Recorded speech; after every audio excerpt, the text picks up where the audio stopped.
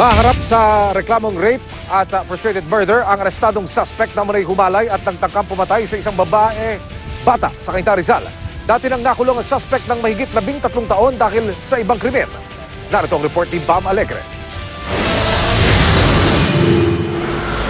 Nilalanggam ang bata, maga ang muka, nagdurugo ang tenga, nakatali ang mga kamay at leeg nang makita ng isang napadaan lang noong gabi ng Lunes.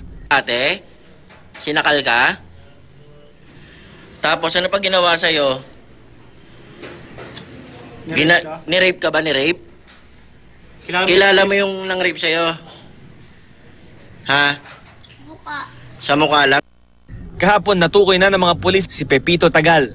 Mismong misis niya ang nagnguso sa kanya. Dati na raw nakulong sa bilibid ng suspect ng higit sa 13 taon dahil sa pagnanakaw.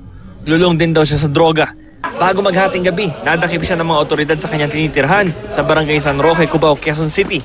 May pumunta sir sa amin dito na concerned citizen na napanood niya raw yung sa TV kanina itong lalaki na ito.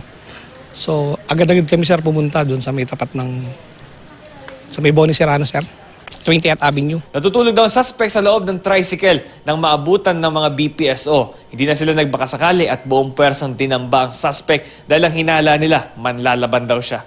At nang inspeksyonin nga, may nakuha sa kanyang ice pick at isang improvised Swiss knife. Itinatanggi niyang siyang nasa likod ng kalunos-lunos na sinapit ng batang biktima.